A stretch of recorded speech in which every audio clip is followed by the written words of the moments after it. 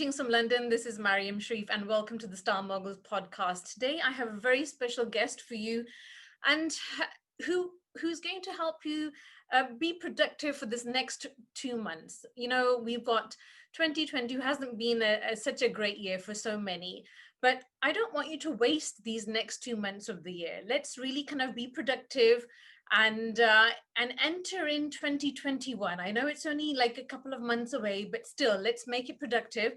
And I know the value of coaches and mentors because I started my journey as a stylist alongside my journey of self-development. And I feel that it goes side and side. It goes hand in hand, where you've got, I don't think I would have changed careers otherwise. I really had to develop my own self, and I learned from such great mentors and coaches. And I want to bring you another amazing soul who is a leading coach in the UK. His name is Simon Alexander Ong, and he is a motivational speaker, life coach, and business strategist. So welcome, Simon.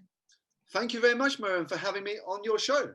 Oh, welcome. I just really wanted to bring amazing coaches because I've had such impact from coaches and mentors in my life, and you know, they make such a difference. We may intellectually know everything, but somehow we get stuck in our own head, and sometimes we need that clarity, and you need that like kind of an outside voice to say, you know, actually you could do it this way, or give you a different perspective and make you look at life differently. You know, I always say change your perception and you change your life.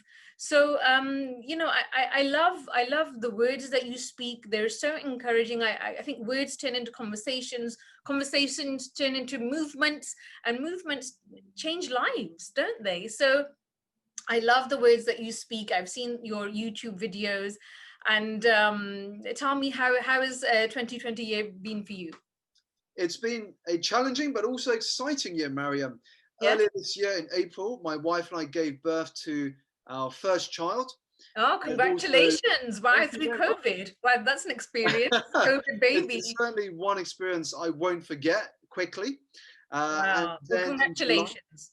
And then in July, I signed a book deal with Penguin Random House, the world's largest publishing company. Wonderful. To write my first book, which I'm doing at the moment. So Excellent. The fact that all of us are working from home is actually a blessing in disguise, giving me the extra time to knuckle down and get some writing done. So it's been an interesting year, but it's been one that has also had plenty of blessings.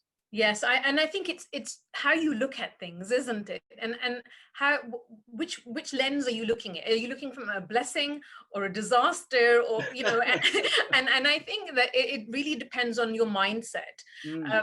There's a great story that you tell, and I want you to share that with our audience about the father and the son with the. Did you know the one I'm talking about? Yeah, so it's a famous Chinese parable, which yes, please share this one, because I just recently it is very powerful. I mean, the parable goes something like this. So a Chinese farmer owns a beautiful horse, and his neighbors say to him one morning, "What great luck, what great fortune that you have this beautiful horse."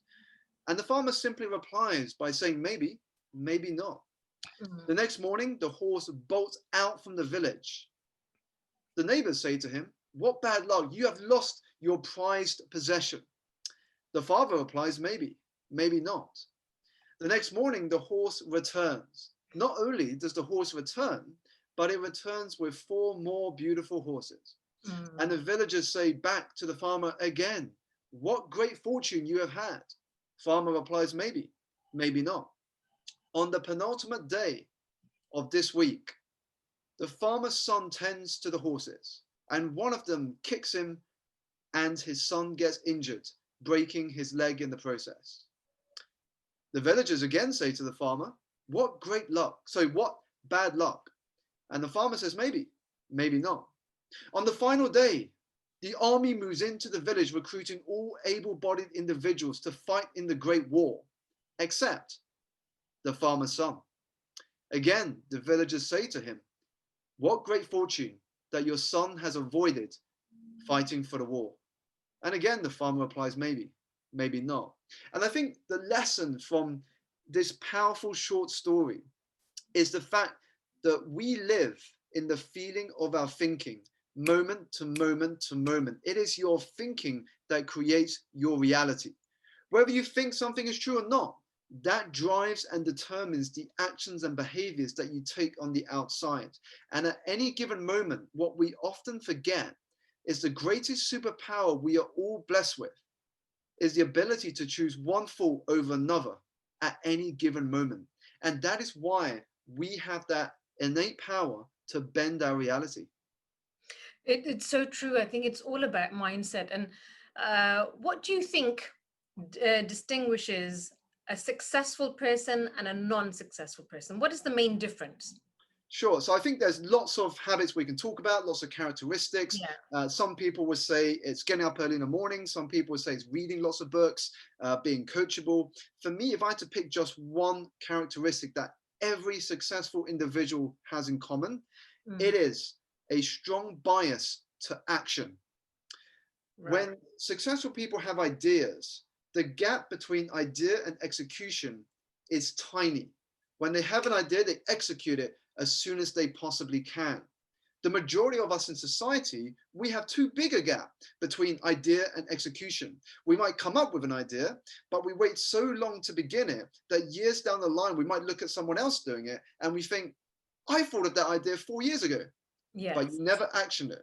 And that is one of the most common characteristics I find in the successful people we hear, we read about, we speak about, is this strong bias towards action.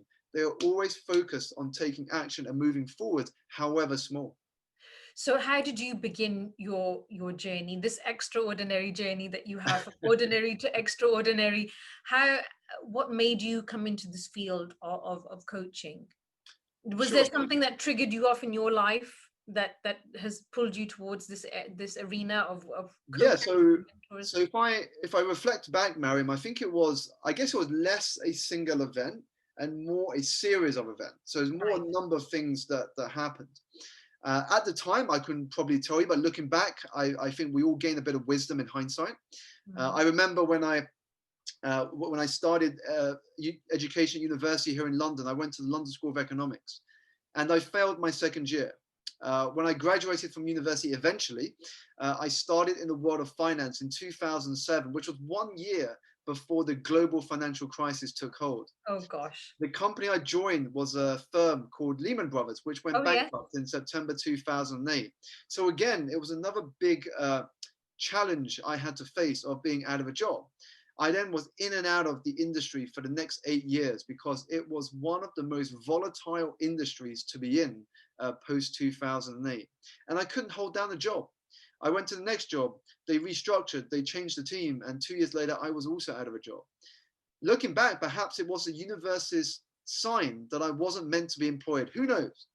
And then I was out of a job for 10 months between my second to last and my final job in employment before I moved into entrepreneurship. Right. So a lot of time to think and kind of process what I always say it's not about finding yourself. I don't know why people always say find. I always think it's about creating oneself for the next chapter of your life, right? Definitely. And that's what this 10 months helped me with. I mean, the 10 months at the time were difficult because when you are not earning income and you're spending a lot and you're trying to work out how you're going to make ends meet, it can be challenging. But in hindsight, it was a beautiful blessing in disguise because I had this rare opportunity, Maryum, to think about what did success mean to me? What did fulfillment look like to me? And what sort of impact did I want to have in the world? Now, these are simple questions, but very few of us take the time to deeply reflect on those questions. When I often ask people what success means to them, they often answer quickly. And that is because it is not their definition.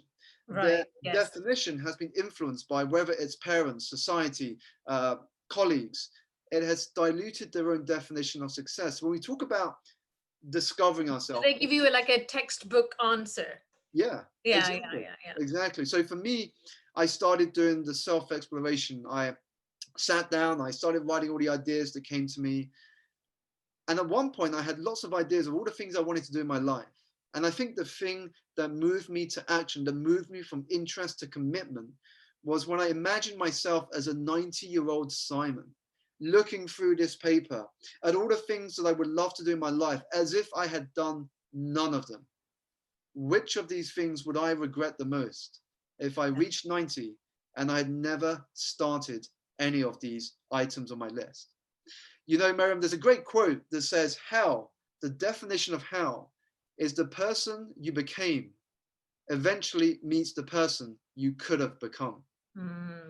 And that was one of the catalysts for me to taking action, to focusing on what is in my control, what was in my control at the time, because too often we focus on what isn't in our control, which causes overthinking.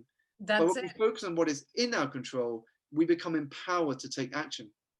So to find your purpose, you kind of really kind of eliminated those kind of, how did, I mean, people are struggling with, you know, they're finding that they're being made redundant, or they want to start new businesses and they want to do something different this year. And I think still so many people are still struggling and they're not kind of finding their path. How would you, what would you suggest? What advice would you suggest for someone who's looking to find their purpose as such, or their path? Sure, I think like you did initially. Yes, I'll share maybe a series of ideas that come to mind from my own journey. But the first place I would say is to start experimenting. You know, just by thinking about your purpose, dreaming about your purpose, that doesn't guarantee you're going to get there. It doesn't guarantee that thing you're thinking is your purpose. I mean, I didn't know, if I'm honest, Maryum, that I would be doing what I do today. Yes. But it began with a curiosity. I had these curious thoughts that were arrived at from this bit of paper. There were lots of things I was interested in, but I didn't know which of these things would eventually lead me to what I do today. So what I started doing is I started experimenting. I started reading. I started going to events. I started asking people. I started learning all I could about each of the things that interested me. Right. And that is what happens when you take action, is you can only experience clarity and confidence when you take action. The more steps you take, the clearer it becomes as to whether this thing you're pursuing, that's the thing that you want to explore further. I guess you get pulled in one direction more than the other, right? So you know, I guess when you're curious, you have all these kind of subjects that you can explore, but you actually find there's, your heart yearns for one stronger than the other. Totally. And that is what we call our innate wisdom. Whether we want to refer it as wisdom, gut, intuition, we all have it. It's this sort of inner compass, Maryum. The issue is very few of us listen to it. You know, it's that voice deep down that when we are on an aeroplane on a long haul flight, or just before we fall asleep, or we wake up in the morning, it's that voice that speaks truth to us of what we were born to do, those gifts that we were given at birth. They want us to explore them, to express them, to share it with the world. You know, one of the sayings I often say when I speak on events is the universe's gift to us is life.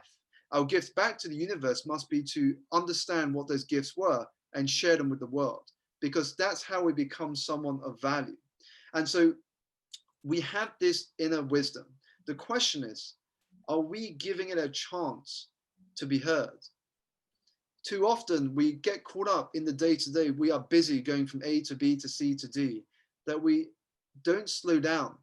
We don't listen, because in silence, actually, it is full of answers if we are willing to listen to that wisdom and so powerful. I think it's the time where everybody in this year has actually have been forced to be stationary, to be silent, and actually to reflect inwards and actually kind of dig deeper to what they want to do. And I think it's actually, this year is actually, I always say it's the awakening year. It's the blessing where everybody really, we're so busy, aren't we? We don't even have time for, you know, saying hello to our neighbors sometimes, which I do. But I mean, sometimes you don't. And I think this year has really made us go inwards. If we can't go outwards, to really understand who we are and what we want for what do we want for next year and the years to come, you know? Definitely. It's like what Carl, the famous psychologist Carl Jung said. He said, "Those who look outside dream, but those who look inside awaken." And it's a process we all have to go through, and that's the same thing I went through, Maryum. In those 10 months, I was looking inside, I was exploring, and then I started taking those steps. And as I said, I moved from interest to commitment. And right, yes. It's two different words, but they're important words to understand. And it is also the reason why many people will come into the end of 2020. It is the reason why many people who make New Year's resolutions come 2021 will break them. It is why the people who make New Year's resolutions very often are making the same ones year in and year out, year in and Yes. year out. I always find that it is kind of the worst time to make any resolution or any goals, because I think it's because anchored, society's anchored that this is the date that you need to do it. And I always say that some successful entrepreneurs don't write their goals out on New Year's Day or they've done this 6 months, a year ahead. They've pre-planned all of this, look at things 3 months ahead to where and it's always a constant assessment, isn't it, of which way you're going. If it's not good, then you've got to adjust something to the other side.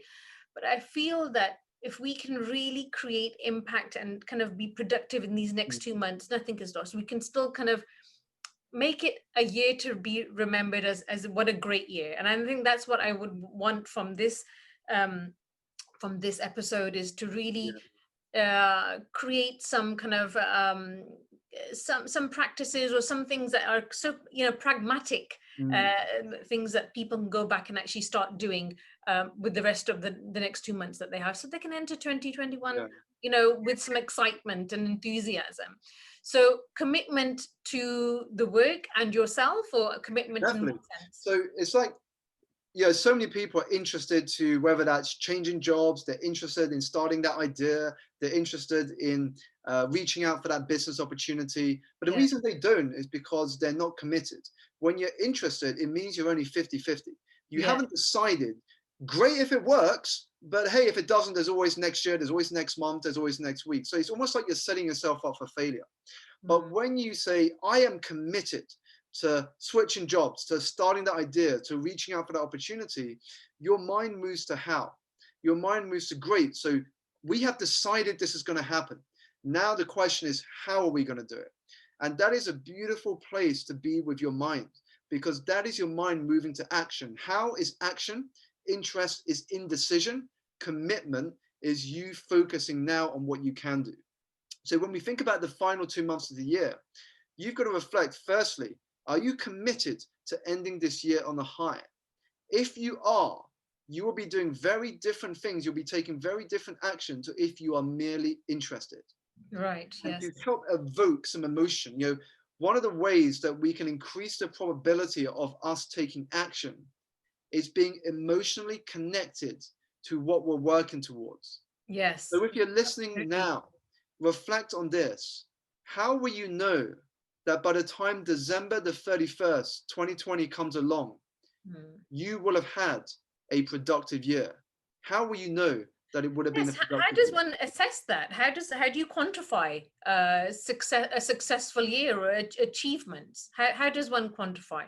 Definitely. And this is different for everyone, Maryum. So if I were to reflect on myself and I was to ask myself, so Simon, how would I know that this year will have been a productive one by the time of December 31st? One of my metrics might be the fact that I have already completed the first draft of my book. So that is ready to send to the publisher. Another one might be I've already prepared the 3 presentations that I have to deliver for clients in January. So each of us will have different metrics because we have different goals, we have different visions we're working towards. But the key is, if you can't measure it, it's very difficult to be motivated, because once you know how to measure your progress, it gives your mind something to focus on. It gives your mind a target.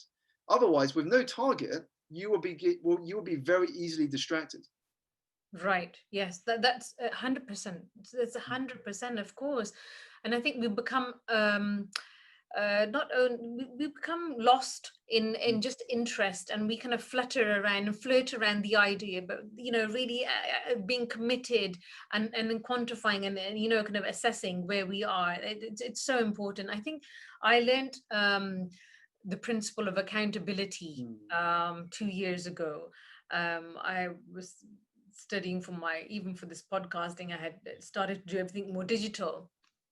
And I learned the lesson that we can do so many things, but we have to take kind of ownership and kind of responsibility of our own actions. Where we are today, did I really make the effort to do whatever I did? Could I do things differently? Can I really do a biopsy, I would say, if anything else, of yourself? And, and I think being honest with yourself, isn't that the most important? That you can't go in any direction, you can't achieve success, you can't help anybody else until you understand thyself. So true, Maryum. What I share is the fact that you can't lead others effectively until you are powerfully leading yourself first. Absolutely. Change begins with you, because when you begin to change, your energy changes, and people can feel that energy. When you come into contact with people and you've gone through a transformation yourself, people will say, wow, you're so different. You feel so much more energized, you feel happier, you feel more joyful. People can't explain why, but it's a feeling. And that's what it's meant by the fact that you have to go through your own development before you can inspire, before you can truly lead others. Yes, absolutely. I always say that one needs to do so much self-work on themselves. And I think this is why, I wouldn't have changed my careers from education and teaching. I teach in the prison service, and having, a great job at race equality and doing lots of work for government. I wouldn't have made that transition if it wasn't for, great mentors and coaching. I started off with Tony Robbins, but I had numerous business coaches, and it's really elevated life for me. It's not just transformed, but elevated myself and business and the way I think, because the environment and the people around me, isn't that true, that the people that you surround yourself with think differently, act differently? It's such a truism, Maryum. I often get asked, what is the quickest way to succeed in any area of your life or business? And it boils down to this fact. The quickest way is to design an environment around you that makes it impossible not to succeed. Yes. That makes it impossible not to succeed. And that is from the people you hang out with, the mentors and coaches you work with, the books you read, who you follow on social media, what you watch on television. That's a great point, actually, Simon. You just said something. I'm sorry to interrupt you, but the people that you follow on social media, people think it's just a physicality, isn't it? It's just the physical people that you meet or who you interact with. But, as life has become digital, we spend so much time online. You're so right. Such a valid point that everybody should take note that who you follow on social media, who are you following on a day-to-day basis? What are you doing digitally? And all that time that we consume, on our phones, what are we do? Are we taking action, productive action, or are we following for just entertainment? Because we could be on there for hours and hours. I've done it myself, and then it's 3 o'clock in the morning. I'm like, oh my god, is that the time? It is, and so we can get easily influenced. And that's why it's also important to be aware of our intentions with how we use what is in front of us. Yes.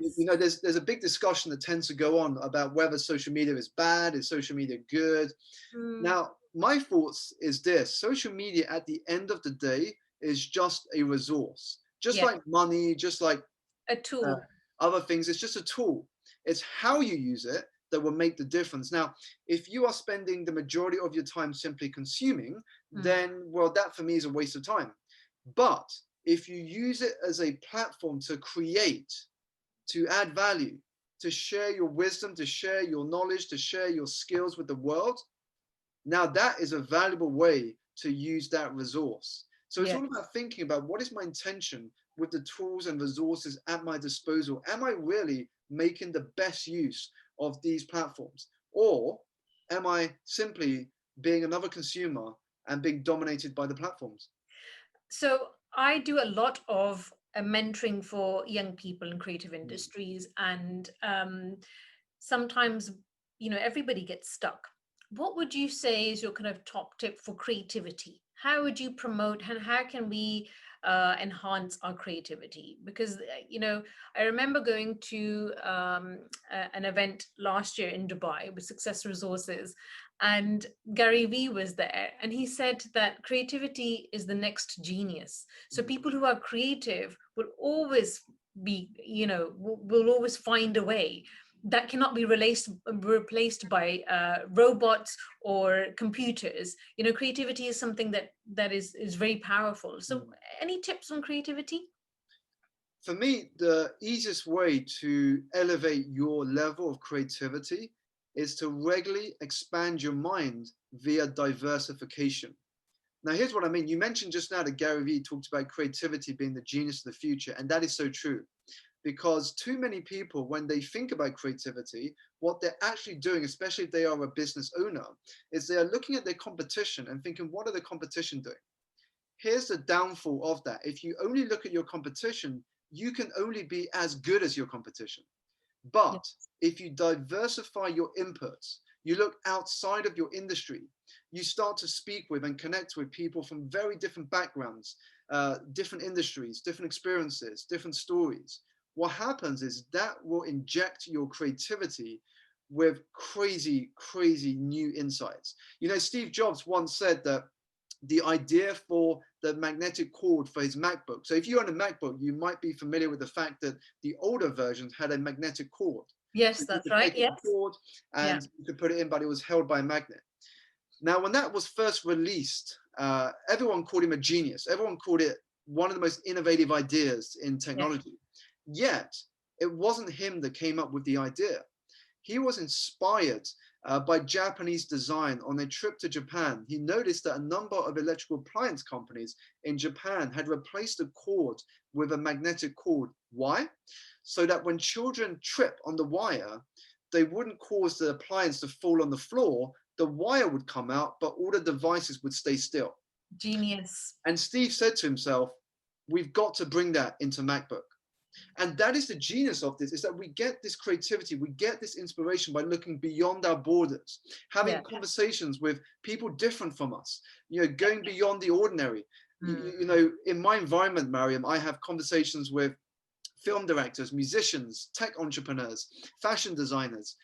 And what this does is it gives me so many different insights. It gets my creative juices flowing, allows me to see my world through very different lenses. Absolutely, absolutely. Traveling and exploring different cultures is excellent. But you know, the conversation that you have and the way people think. But I have friends who are, you know, all in corporate, you know, jobs, and are, you know, beautiful souls and amazing. And they always say, "What, you're always like high energy. You're always doing something." And I said, because it's the same. Interaction with different conversations, different minds from completely different arenas to my own. You know, I'm more creative, so there's always something, so music or art or architecture or something. But you know, this is the same thing I said to them. I said, you need to come out of your banking world, or you know, whatever your world you're in, and have different conversations, because it sparks something else in you. You know. Totally. I mean, it's like what James Clear noted in his book Atomic Habits. He said, your environment is the invisible force that will shape your thinking and how you see what is possible in your world.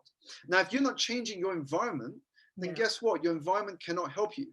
If you want to upgrade your life, keeping in mind that every next level requires a new you, you've got to upgrade your environment, regularly review and optimize your environment to meet the person that you want to become. Yes, absolutely. And I think that's what it is. It's creating yourself for the next chapter of your life, for the next year, you know, and this takes, you know, like you said, commitment and preparation and self-work. When you stumble on a challenge, and you get stuck, what is your creative process? What do you do when you find that you're not in movement and you're stationary, or you're feeling overwhelmed and you're feeling, you must have felt some fear this year, or felt anxiety. What do you do in that moment to kind of stop your mind from going crazy? I think we all face challenges, whatever stage of the journey we're at. For me, what has helped, especially this year with the challenges that 2020 has had, is I've gone through a number of challenges over the years. I mentioned some earlier in this conversation, from failing university to working at Lehman Brothers and working in probably the worst sector to be in during the global financial crisis. And I think those experiences help you to be more resilient when you are faced with future challenges.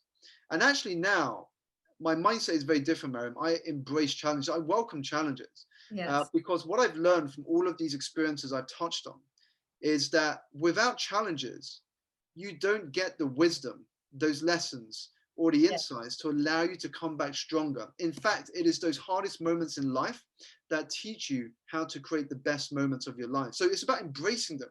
What is the lesson that you can take from whatever happens to you?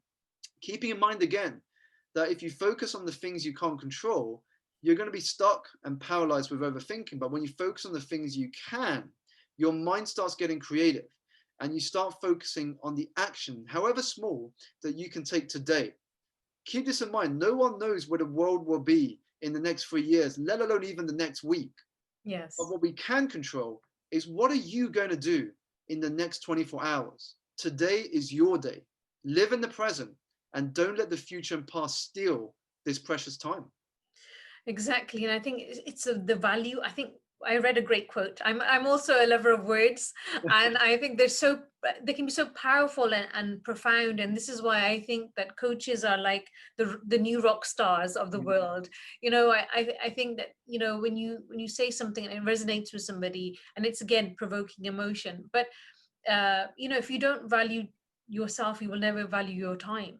and Mm. i and i and I think that is, you've got to value yourself, and then you will value the time that you've been given. Otherwise, time can pass so quickly, and before you know it, another year's gone by, and you think, I'm in the same place, in the same situation that I was.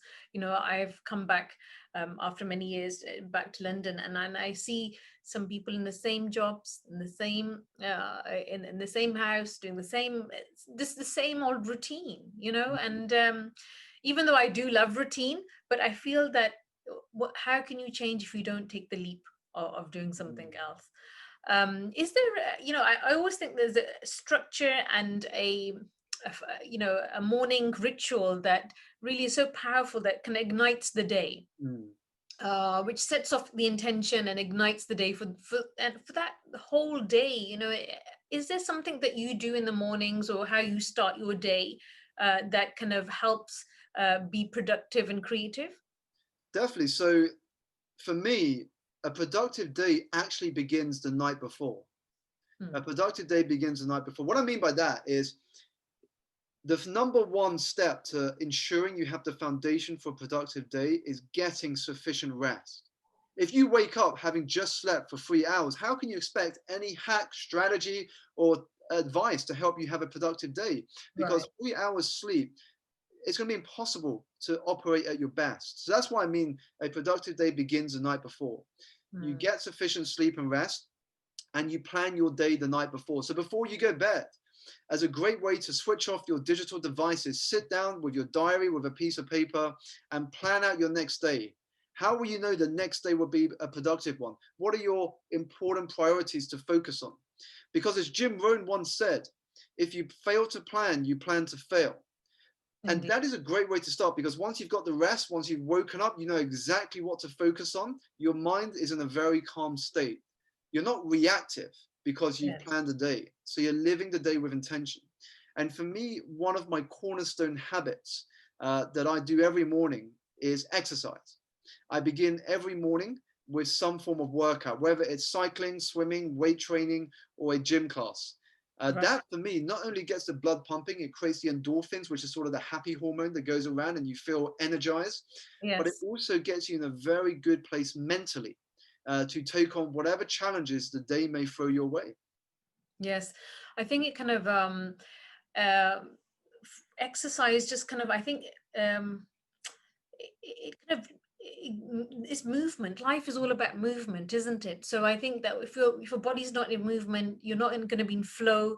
You're not going to be able to kind of react betterly. It stimulates the mind. There's such benefits. How did you cope when everything went down and you can't go to the gym or you can't go outside? How did you cope with your exercise routine? Sure. So in the beginning, I got to admit it was tough. It's very different not working out in the gym and working out at home. You don't have as many equipment as the gym has. Yes. But keep this in mind. One of the key traits of being successful long term in business or in any career is your ability to adapt. Charles Darwin said it best in his theory of evolution. It is not the strongest, it is not the most intelligent that survive, it is the most adaptable. So I had to adapt. So I ordered dumbbells online. I used my spare room in my home to set up a bit of a mini gym. I used Instagram to follow some of these fitness instructors who were teaching live classes. Yeah. So I was able to be a bit creative on how to adapt to a situation that wasn't, what I wanted it to be, but the facts were the facts. But simply adapting to what was going on. Yes. We all have to adapt. I think that is probably the best quality that anybody can have, is how to, my father used to say, you've got to be adaptable, don't be stuck, and I think that's what it is. Traveling and exchanging conversations with so many different people and cultures, that it makes you the flow is better. You can relate better, and the more people you meet, the better you know yourself as well. What's the best advice that you've been given to date? What is something that most powerful advice that you've been given by someone? Ooh, that's a tough one. I've got so much great advice over my time, but I think probably if I had to pick one, and it comes from a book I read years ago. I enjoyed this book so much, actually, that I reached out to one of the co-authors, and he became a great mentor of mine. Right. And the book is called The Go-Giver, co-written by authors Bob Berg and John David Mann. Right. It's a very short book. I finished it in one night, but Mm. one of the biggest lessons I got from that is that the secret to success is giving. The reason I say that was that's a powerful bit of advice to me is because my interpretation of that was the fact that our value in life is determined by how much more we have given to the world than we have taken from it. That is how our value is determined. Because what we do for ourselves will die with us, but what we do for others will live beyond our own life. It's the reason why we talk about the likes of the Luther Kings, of the Mandelas, of the Steve Jobs of the world. The reason we talk about them is because they've given so much to the world that we can't help but not talk about them long after they have gone. Yes, absolutely, absolutely. And they're such visionaries. They thought not within their own four walls, but for communities and countries and for the world. And then I think that's what it is. Amazing, amazing. People that have led the world, and we should take inspiration from them. Is there any book that you're reading at the moment that is what's in your book list at the moment? Is there something that you're reading that is something that you can share with us that we should be reading Yes, as well? I'm always reading lots of books. The one I'm reading at the moment is Big Magic by Elizabeth Gilbert. And that is Yes, part, yes. and the reason I'm reading that is because I set it as the book of the month for an online community I run on Facebook. Right. Part of that, each month I get the community to read a book that I recommend. So that's this month's recommended reading. But if I had to think about other books that have had a big impact on my own journey, I would say straight off my head, The Magic of Thinking Big by David Schwartz, and two books called The Teachings of Billionaire Yen Zhu. The first book is volume 1, the second is volume 2, is by author Colin Turner. And those two books blend Eastern spirituality with Western day-to-day practicalness. So Wonderful. I think it's a beautiful read. And if you've not read either of those books, highly recommend to do so. Oh, excellent. Then definitely. I think that, learning from other people, they say you can live one life, the life that you live, but you can live many lives when you read books. Totally. It is something that we can live many times, many lives. So I think words and conversations and everything is so important. Where do you see yourself as we're talking about visionaries and leaders? How do you see yourself in the next 5 years? What is it that you would like to be doing? So for me, I think I'm one of those people. I'm always open to what the universe will bring my way. There's a great Zen saying that I've begun embracing a lot more in recent years, which is be attached to no outcome and open to everything. And I find that was a beautiful saying that I read when I was in Japan. I did a meditation course in the city of Kyoto, one of the temples, and that was one of the Zen Buddhist sayings.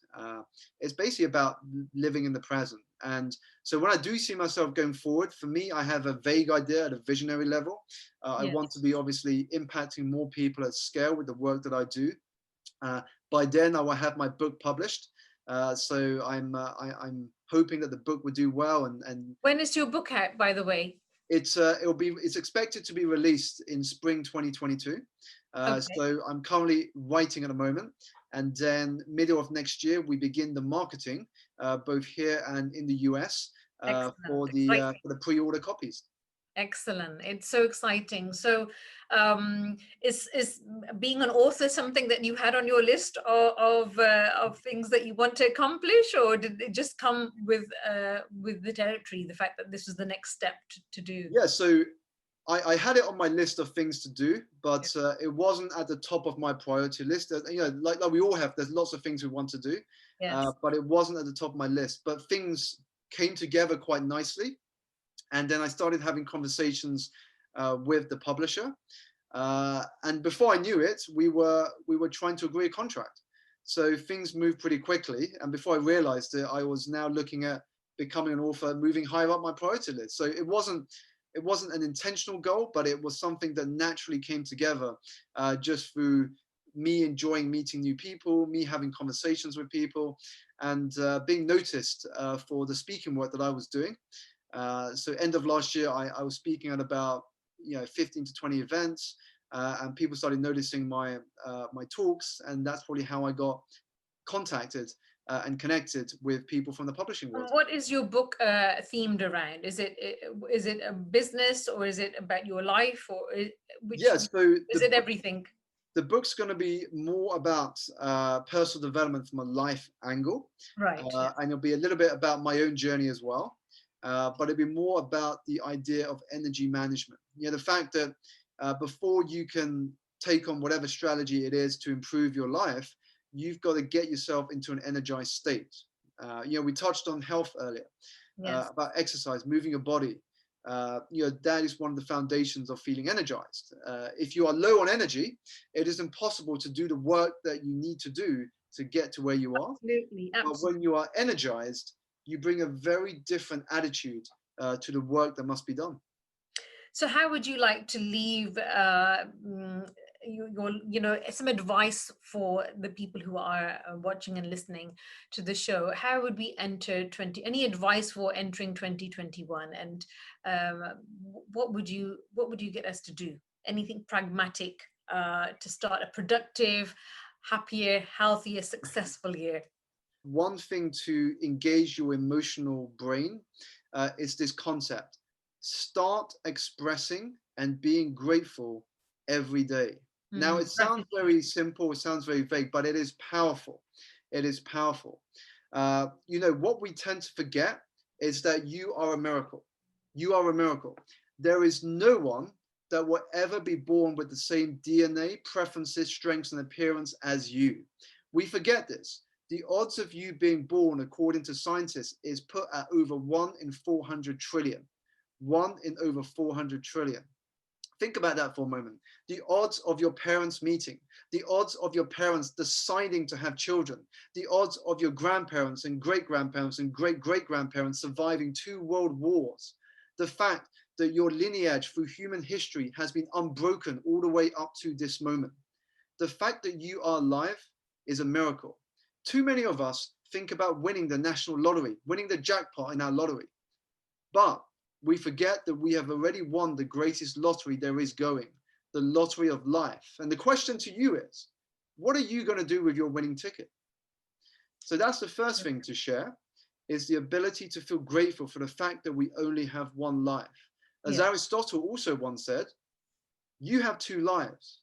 That second life begins the moment you realize you have only one. Yeah, yes. Now, if I share some that's so powerful. I mean, people who get it, that is powerful. I think I've had many lives, but I think I'm having another one now. Exactly. I'm definitely having another one. But and so many people are actually living their next life now, and they've realized the importance. So yeah, I guess that life is an amazing journey. I always say it's a daring adventure or nothing at all. So. Totally. And we got to grab it with both arms and live it to the fullest. Absolutely. And I think that's what people are feeling a little bit, a little bit disturbed, I think, for the second wave, but it's just in your mind, and I think you still can do so much with everything that, like the resources that we have. And look, and we can still connect. I still say that we can still connect with people. I always thought energy was only physical, but I have realized, in this year, that no, actually, because someone said to me yesterday, I was doing an interview with a lady from Dubai, and she said, "Oh my God, I got your voice notes, but you are really contagious. Your energy is completely like it's the same, even more on screen." And I was like, I guess it's just how you portray yourself and what what you're going to say, and energy is everywhere. And so, yeah, that's the thing. We forget that energy is what we all are. When you look at quantum physics, yes, exactly. When you boil it down, we're all made from atoms. Yes. And atoms and particles in the atmosphere is all energy. So we are all connected, right? So we're all connected. We're all energy, then we're all one. And then it's so basic, and it's such a cliche, but it's so true. It's so true. And especially if you are living out your purpose, if you are doing something that fulfills you, makes you happy, makes you smile, then your energy will be infectious. It's very difficult not to be inspired or influenced by someone who's loving what they do. That's energy. That is energy being transferred. Whereas someone who hates what they do, you can always tell, because the energy suddenly shifts. Yeah, absolutely. Yeah, I think that, and for me, I like you've heard that saying that energy introduces itself. And I always feel I'm very intuitive as well. So I can feel somebody's energy, or I can, I know, like, kind of, is it this good? Is it apprehensive? Do I need to be aware of this? So, and I think it's one of those things that people need to kind of fine tune themselves. And I think when you've worked on yourself, you kind of get to know through experience, through life. Definitely. Absolutely. Thank you so much. The time is just flying, and we could talk all day. I'm sure we could.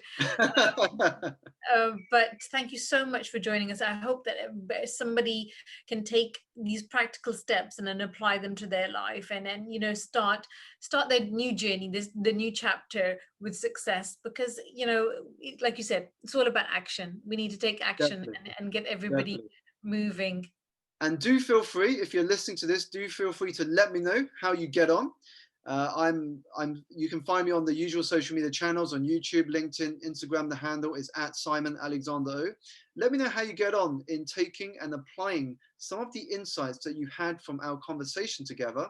Or simply, if you have any other questions, drop me a message, and I look forward to helping you. Thank you so much, Simon. Have a blessed day, and enjoy the rest of the year. And I'm sure we'll do part 2 when the book is out. Definitely. You too, Maryum, and thank you once again for having me on your show. Thank you so much, and enjoy. Thank you. It's been a pleasure. Thank you so much. Take care. Bye. Thank you. Bye-bye.